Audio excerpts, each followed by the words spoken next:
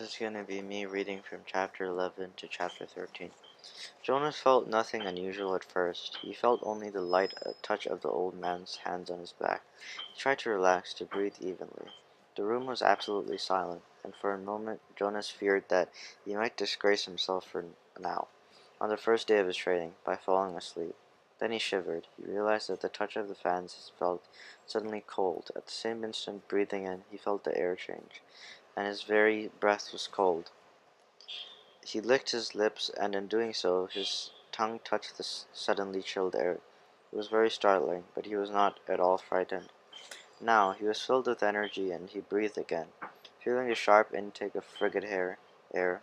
Now, too, he could feel cold air swirling around his entire body. He felt it blow against his hands, where they lay at his sides, and cover over his back. The touch of the man's hands seemed to have disappeared. Now he became aware of an entirely new sensation, pinpricks. No, because they were soft and without pain. Tiny cold feather-like feelings peppered his body and face. He put out his tongue again and caught one of those dots of cold upon it. It disappeared from his awareness instantly, but he caught another and another. The sensation made him smile. One part of his consciousness knew that he was still lying there, on the bed in the annex room. Yet another, separate part of his being was upright now, in a sitting position, and beneath him he could feel that he was not on the soft, decorated bed covering at all, but rather seated on a flat, hard surface. His hands now held, though at the same time they were still motionless at his sides, a rough, damp rope, and he could see, though his eyes were closed. He could see a bright, whirling torrent of crystals in the air around him, and he could see them gather on the backs of his hands like cold fur. His breath was visible, beyond through the swirl of what he now, somehow perceived was the thing the old man had spoken of. Snow. He could look out and down a great distance. He was up high somewhere.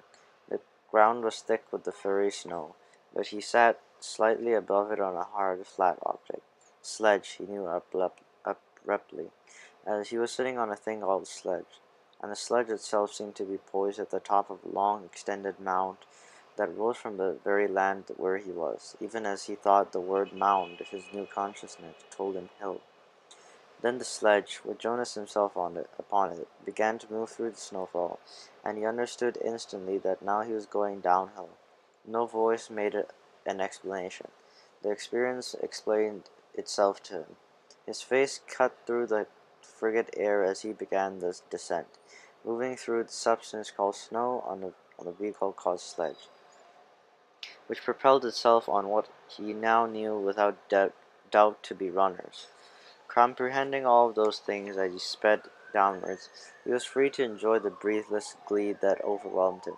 The speed, the clear cold air, the total silence, the feelings of balance and excitement and peace. Then as the angle of incline lessened, as the hill flattened nearing the bottom, the sledge's forward motion, slow. The snow was piled now around it, and he pushed with his body, moving it forward, not wanting the exhilarating ride to end. Finally, the obstruction of the piled snow was too much for the thin runners of the sledge, and he came to a stop. He sat there for a moment, panting, holding the rope in his cold eyes. Tentatively, he opened his eyes. Not his Snow Hill sledge eyes, for they had been open throughout the strange ride.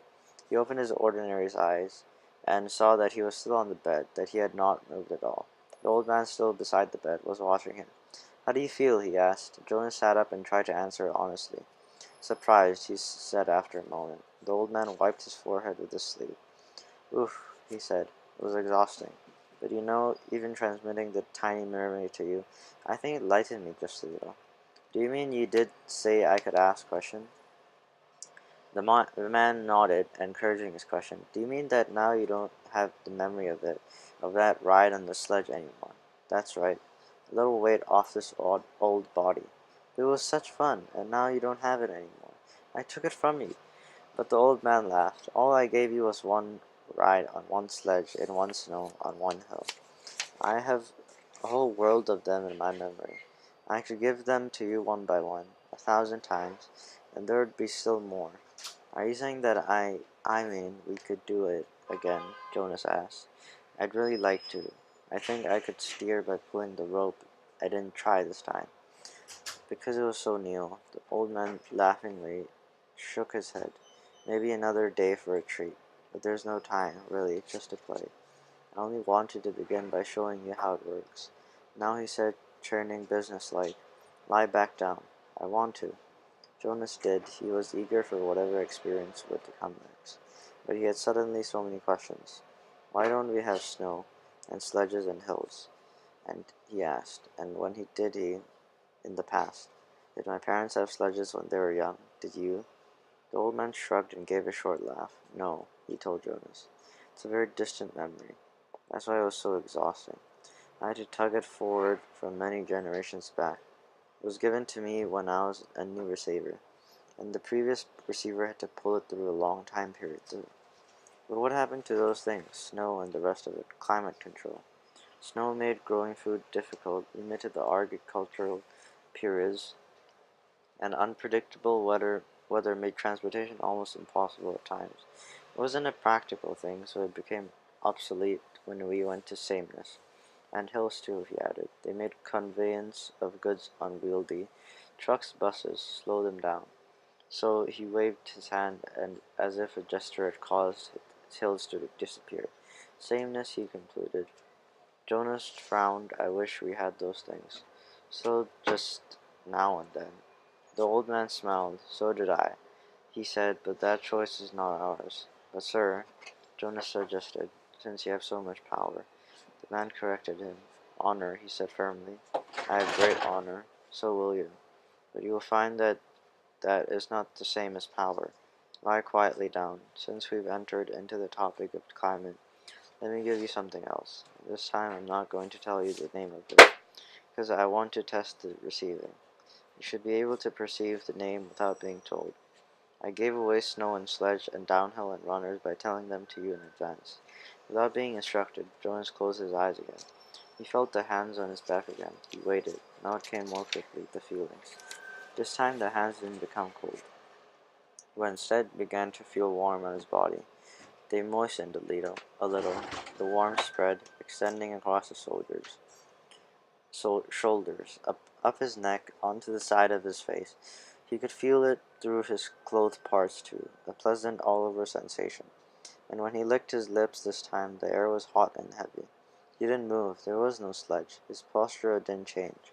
He was simply alone somewhere, out of doors, lying down, and the warmth came from far above. It was not as exciting as the ride through the snowy air, but it was pleasurable and comforting. Suddenly he perceived the word for sunshine.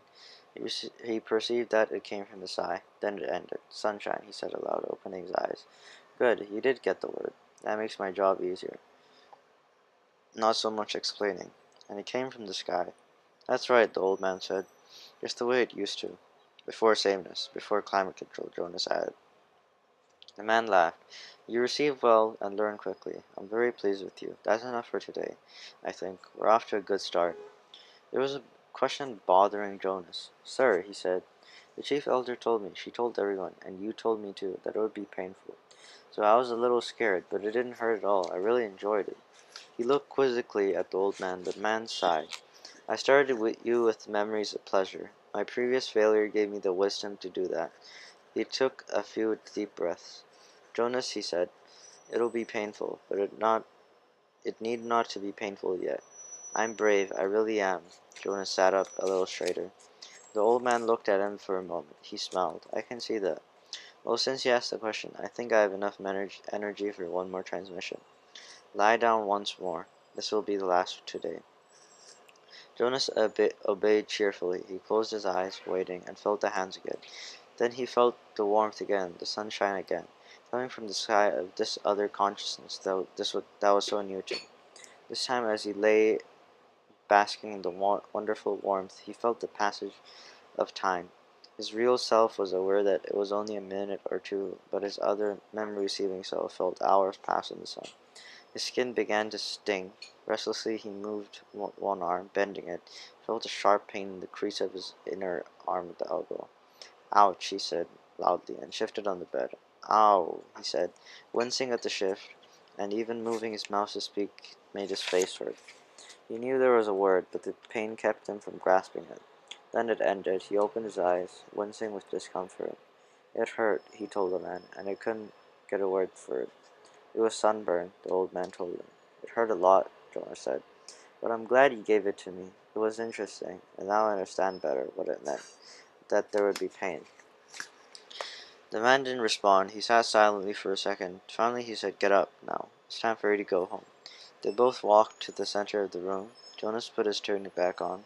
"Goodbye, sir," he said. "Thank you for my first day." The old man nodded to him. He looked drained and a little sad. "Sir?" Jonas said shyly.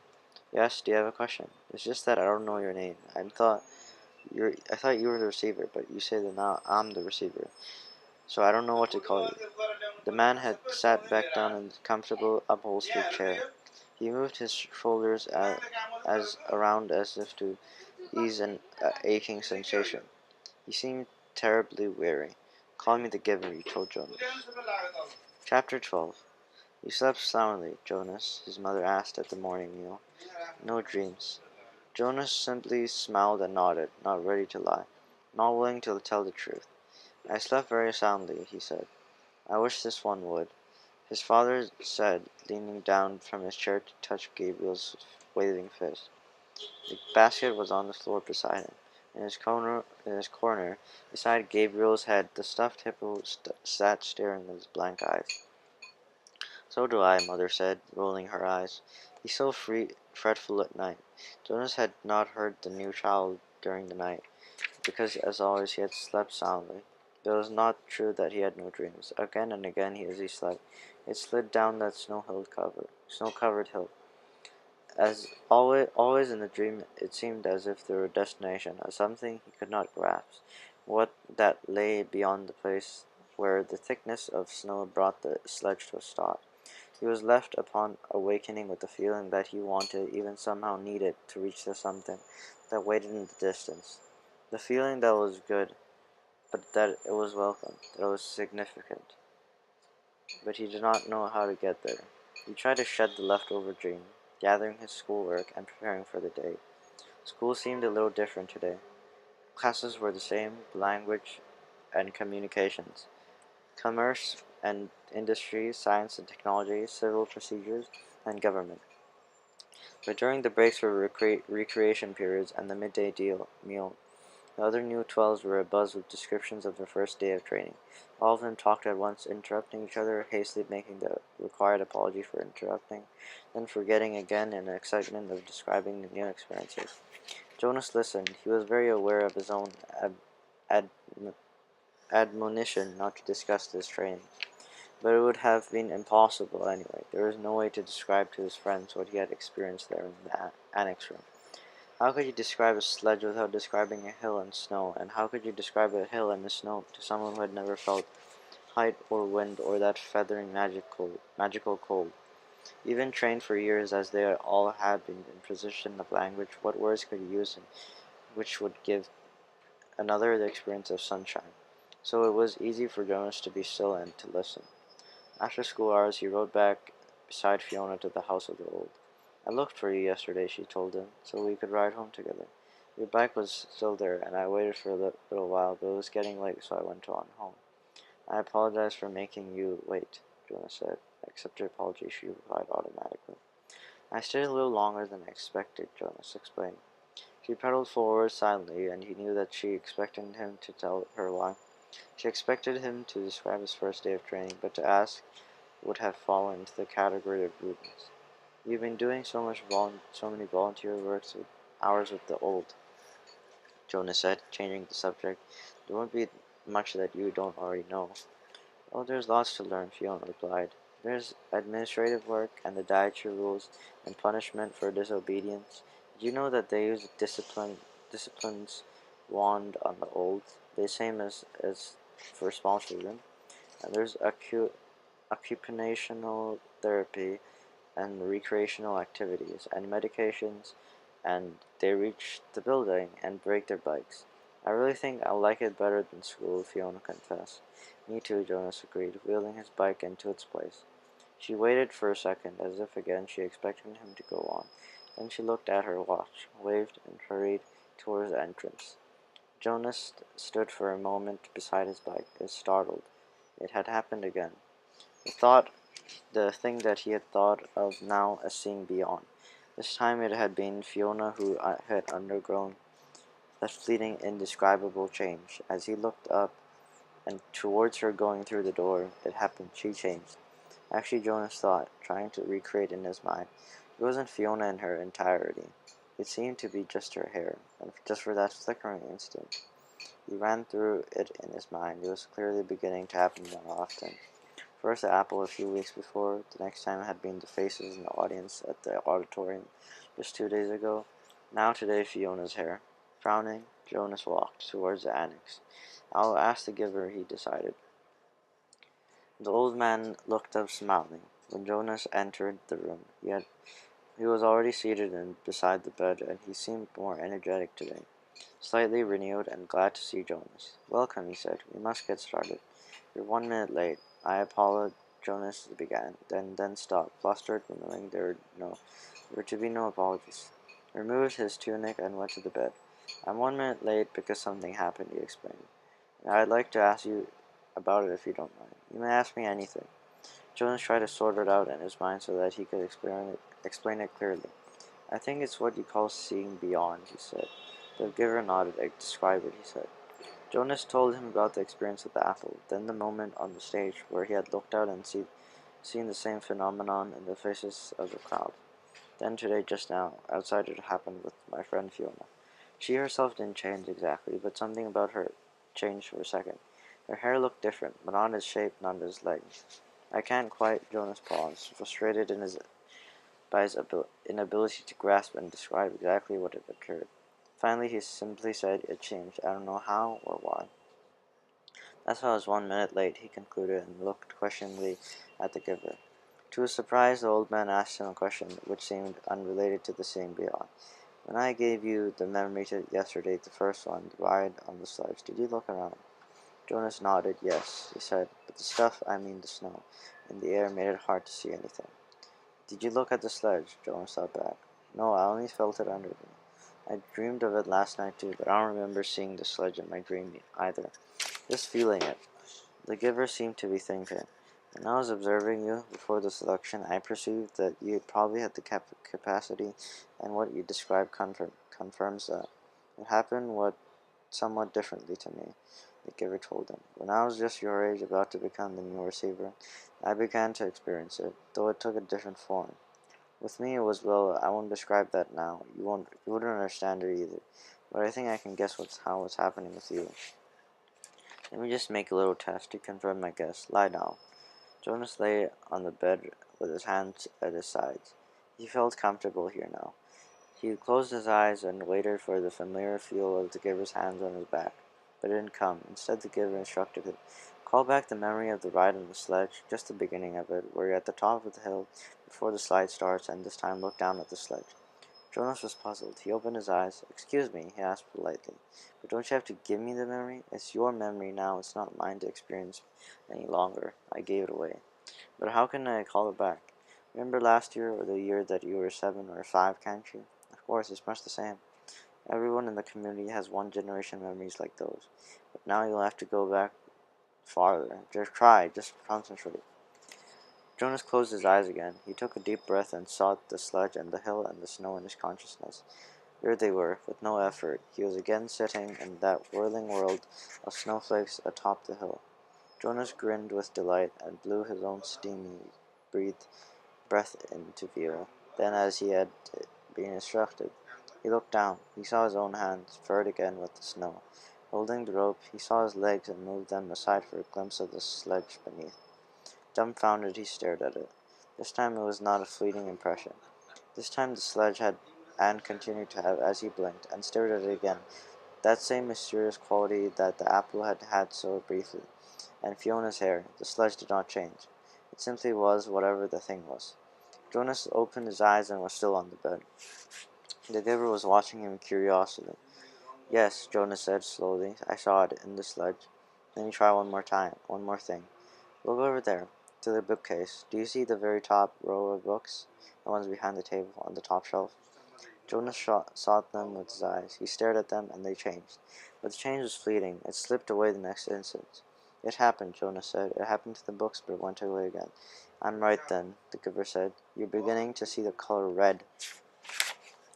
The giver sighed. How to explain this?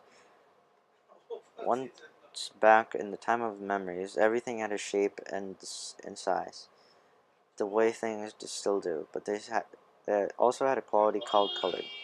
There were a lot of colors, and one of them was called red. That's the one you were starting to see. Your friend called Fiona's red hair. Quite distinctive, actually. I've noticed it before. When you mentioned Fiona's hair, it was a clue that told me you were probably beginning to see the color red. And the faces of people, the ones I saw at the ceremony. The giver shook his head. No, flesh isn't red, but it has red tones in it. There was a time, actually, you'll see in the memories later, when flesh was many different colors. That was before we went to sameness. Today, flesh is all the same, and what you saw was the red tones. Probably when you saw the faces on take on color, it wasn't as deep or vibrant as the apple or your friend's color hair. The giver chuckled suddenly. We've never completed mastered sameness. I suppose the genetic scientists are still hard at work, trying to work the kinks out. Hair like Fiona's must drive them crazy. Jonas listened, trying hard to comprehend. And the sledge, he said, it had the same thing, the color red, but it didn't change, Giver. It was just was. Because it's a memory from a time when color was. It was so, oh, I wish language were more precise. The red was so beautiful. The giver nodded. It is. Do you see it all the time? I see all of them, all the colors.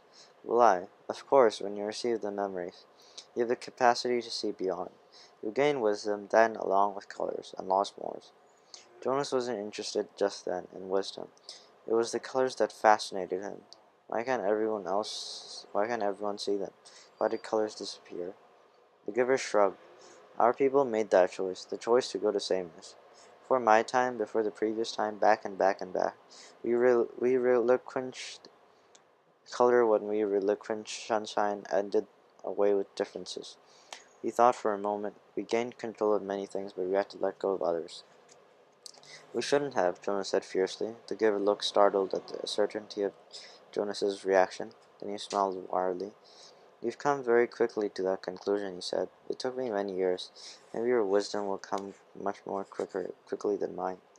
He glanced at the wall clock. Lie back down now. We have so much to do. Giver, Jonas asked as he arranged himself again on the bed. How did it happen to you when you were becoming the receiver? You said that the seeing beyond what happened to you, but not the same way. The hands came to his back. Another day. The giver said gently, I'll tell you another day. Now we must work, and I've thought of a way to help you with the concept of color. Close your eyes and be still now. I'm going to give you a memory of rainbow. This is chapter 13. Days went by and weeks. Jonas learned through the memories the names of colors, and now he began to see them all in his ordinary life, though he knew it was ordinary no longer and would never be again. But they didn't last. There would be a simple glimpse of green, the landscape lawn around the central plaza, a bush on the river bank, of pumpkins of being trucked in from the agricultural fields beyond the community boundary, seen in an instant, the flash of brilliant color, but gone again, returning to the flat and hueless shade. The giver told him that it would be a very long time before he had the colors to keep. But I want them, Jonas said angrily. It isn't fair that nothing is color. Not fair, the giver looked at Jonas curiously. Explain what you mean. Well, Jonas had to stop and think through.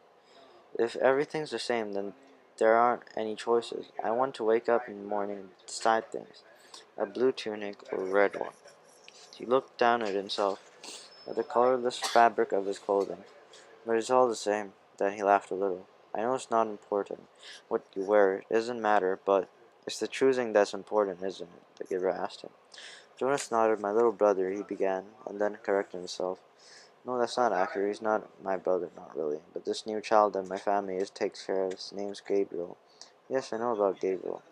Well, He's right at the age where he's learning so much. He grabs toys when you hold them in front of him.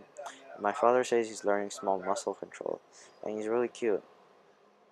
The giver nodded, but now that I can see colors, at least sometimes. I was just thinking, what if we could hold up things that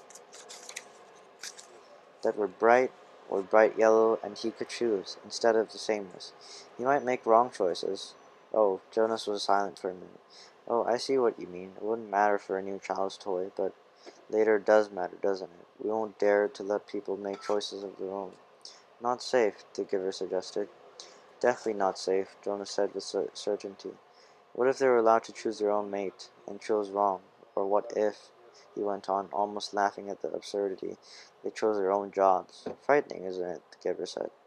Jonas chuckled. Very frightening. I can't even imagine it. We'll have to protect people from wrong choices.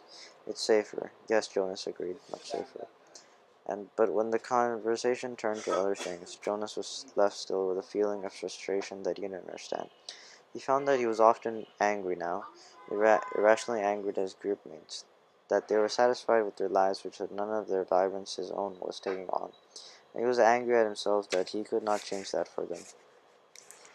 He tried, without asking permission from the giver. He feared or knew that it would be denied. He tried to give his new awareness to his friends. Asher, Jonas said one morning, look at those flowers very carefully. They were standing beside a bed of geraniums planted near the Hall of Open Records. He put his hands on Asher's shoulders and concentrated on the red of the petals, trying to hold it as long as he could, and trying at the same time to transmit the awareness of red to his friend. What's the matter? Asher asked uneasily. Is something wrong? He moved away from Jonas's hand. It was extremely rude for one citizen to touch another outside of family units. No, nothing. I thought for a minute that they were wilting, and we should let the gardening crew know they need more water. Jonas sighed and turned away. One evening he came home from his training, weighted with new knowledge. The giver had chosen a startling and disturbing memory that day. Under the touch of his hands, Jonas had found himself suddenly in a place that was completely alien, hot and wind-swept under a vast blue sky. There were tufts of sparse grass, a few bushes and rocks, and nearby he could see an area of thicker vegetation. Broad, low trees outlined against the sky. He could hear noises, sharp crack of weapons. He perceived the word guns, and then shouts, and an immense crashing thud as something fell, tearing branches from the trees. He heard voices calling to one another, peering from the place where he stood hidden behind some shrubbery. He was reminded of what the giver had told him, that there had been a time when flesh had different colors. Two of these men had dark brown skin, but the others were light. Going closer, he watched them hack the tusk away from a motionless elephant on the ground and haul them away, spattered with blood. He felt himself overwhelmed with the new perception of the color he knew as red. Then the men were gone, speeding towards the horizon in a vehicle that spat pebbles from its whirling tires. One hit his head and stung him there, but the memory continued. Through Jonas' act now for it to end. Now he saw another elephant emerge from the place where it had stood hidden in the trees. Very slowly it had walked to the mutilated body and looked down. With its sinuous trunk it stroked the huge corpse. Then it reached up, broke some leafy branches with a snap, and draped them over the mass of torn, thick flesh. Finally it tilted his massive head, raised its trunks, and roared into empty landscape. Jonas had never heard such a sound. It was a sound of rage and grief that had never seemed to end. He could still hear it when he opened his eyes and lay anguished on the bed where he received the memories. It continued to roar into his consciousness as he pedaled slowly home. Lily, he asked that evening when his sister took her comfort object, the stuffed elephant, from its shelf. Do you know that once there really were elephants, live ones? She glanced at the rag comfort object and grinned. Right, she said skeptically. Sure, Jonas. Jonas went and sat beside them while his father untied Lily's hair ribbons and combed with her hair. He placed one hand on each of their shoulders, with all of his being. He tried to give each of them a piece of the memory, not of the tortured cry of the elephant, but of the being of the elephant, of the towering immense creature and the meticulous touch with which it had tended its friend at the end. But his father had continued to comb Lily's long hair, and Lily, impatient, had finally wiggled under her brother's touch. "Jonas," she said, "you're hurting me with your hand." "Apologize for hurting you, Lily," Jonas mumbled and took his hand away. "Accept your apology," Lily responded indifferently, stroking the lifeless elephant. "Giver," Jonas asked once, as they prepared for the day's work, "don't you have a spouse? Aren't you allowed to apply for one?" Although he was exempted from the rules against rudeness, he was aware that this was a rude question, but the giver had encouraged all of his questions, not seeming to be embarrassed or offended by even the most personal. The giver chuckled. "No, there's no rule against it. And I did have a spouse. You're forgetting how old I am, Jonas. My former spouse lives now with childless adults." "Oh, of course." Jonas had forgotten the giver's obvious age. When adults of the community become older, their lives become different. They were no longer needed to create family units. Jonas' own parents, when he and Lily were grown, would go to live with their childless adults. "You'll be able to apply for a spouse, Jonas, if you want to. I'll warn you, though, that it will be very difficult. Your living arrangements will have to be different from those of most family units, because the books are forbidden to citizens. You and I are the only ones who have access to the books." Jonas glanced around the astonishing array of volumes. From time to time now he could see their colors, with their hours together, his and the giver's, consumed by conversation and by the transmission of memories. Jonas had not yet opened any of the books, but he read the titles here and there, and knew that they contained all the knowledge of centuries, and that one day that they would belong to him. "So if I have a spouse and maybe children, I'll have to hide the books from them?" The giver nodded. "I wasn't permitted to share the books with my spouse, that's correct. And there are other difficulties too. You remember the rule that says the new receiver can't talk about his training?" Jonas nodded. "Of course you remember. It turned out by far to be the most frustrating of the rules that he was required to obey. When you become the official receiver, when we're finished here, you'll be given a whole new set of rules. Those are the rules that I obey. It won't surprise you that I am forbidden to talk about my work to anyone except the new receiver. That's you, of course. So there will be a whole part of your life which you won't be able to share a family.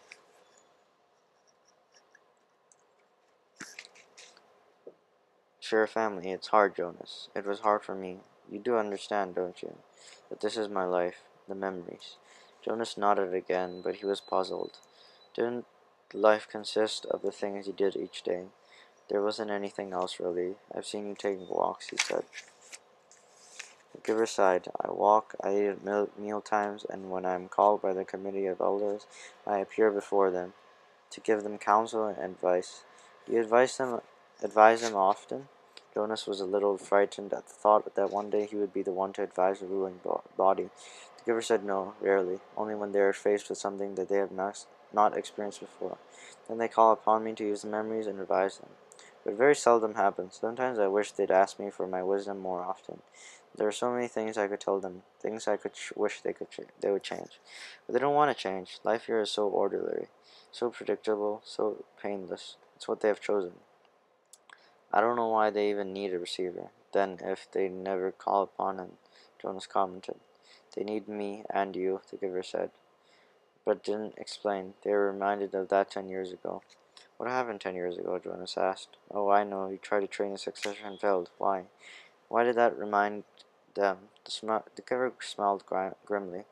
"When the new receiver failed, the memories that she had received were released. They didn't come back to me. They went." He paused and seemed to be struggling with the concept. "I don't know exactly. They went to the place where memories once existed before receivers were created. Somewhere out there." He gestured vaguely with his arm. Then the people had access to them. "Apparently that's the way it was once. Everyone had access to memories." "It was chaos," he said. "They really suffered for a while. Finally subsided as the memories were assimilated. It certainly made them aware of how they needed a receiver to contain all that pain and knowledge." You have to suffer that all the time. Like all the time, Jonas pointed out. The giver nodded, and you will. It's my life. It'll be yours. Jonas thought about it, about what it would be like for him, along with walking and eating, and he looked around the balls of books. Reading, that's it? The giver shook his head. Those are simply the things that I do here. My life is here, in this room. The giver shook his head. He put his hands to his own face, to his chest. No, here, in my being, where the memories are. My instructors in science and technology have taught us about how the brain works. Jonas told him eagerly. It's full of electrical impulses. It's like a computer. You stimulate one part of the brain with an electrode. He stopped talking. He could see an odd look on the giver's face. They know nothing, the giver said bitterly. Jonas was shocked. Since their first day in the annex room, they had together disregarded the rules about rudeness, and Jonas felt comfortable with that now. This was different and far beyond rude. This was a terrible accusation. What if someone had heard? He glanced quickly at the wall speaker, terrified the community might be listening as they could at any time. But as always, during their sessions together, the switch had been turned to off. Nothing, Jonas whispered nervously, but my instructors.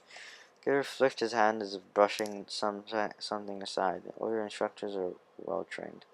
They know their scientific facts. Everyone is well trained for his job. It's just that without the memories, it's all meaningless. They give that burden to me, and to the previous receiver, and the one before him, and back and back and back. Jonas said, knowing the phrase that always came. The giver smiled. Through his smile was oddly rash. That's right. And next it will be you. A great honor. Yes, sir. They told me that at the ceremony. The very highest honor. Some afternoons the giver sent him away without training. Jonas knew on days when he arrived to find the giver hunched over, rocking his body slightly back and forth, his face pale, that he would be sent away. Go, the giver would tell him tensely. I am in pain today. Come back tomorrow. On those days, worried and disappointed, Jonas would walk alone beside the river. The paths were empty of people except for the few delivery crews and landscape workers here and there. Small children were all at the childcare center after school, and the older ones busy with volunteer hours or training. By himself, he tested his own developing memory. He watched the landscape for glimpses of the green that he knew was embedded in the shrubbery when it came flickering to his consciousness. He focused upon it, keeping it there, darkening it, holding it in his vision as long as possible until his head hurt and he let it fade away. He stared at the flat, colorless sky, brilliant blue from it, and remembered sunshine until finally, for an instant, he could feel warmth. He stood at the foot of the bridge that spanned the river, the bridge that citizens were allowed to cross only on official business. Jonas had crossed it on school trips, visiting the outlying communities, and he knew that the land beyond the bridge was much the same, flat and well ordered, with fields for agriculture. The other communities he had seen on visits were essentially the same as his own. The only differences were slightly altered styles of dwellings, slightly different schedules in the schools. He wondered what lay in the far distance where he had never gone. The land didn't end beyond those nearby communities. Were there hills elsewhere? Were there vast wind-torn areas like the place he had seen in memory, the place where the elephant died? Giver, he asked one afternoon following a day when he had been sent away, what causes you pain? When the giver was silent, Jonas continued. Chief Elder told me at the beginning that the receiving of memory causes terrible pain, and you described for me that the failure of last and new receiver released painful memories to the community. But I haven't suffered, Giver, not really. Jonas smiled. Oh, I remember that sunburn you gave me on the first day, but that wasn't so terrible. What is it that makes you suffer so much? You gave some of it to me, maybe your pain would be less. The giver nodded. Lie down, he said. It's time, I suppose. I can't shield you forever. You have to take it all on eventually. Let me think, he went on. Jonas was on the bed, waiting, a little fearful. All right, the giver said, after a moment. I've decided. We'll start with something familiar. Let's go once again to a hill in a sledge. He placed his hands on Jonas's back. That's the end of chapter 13.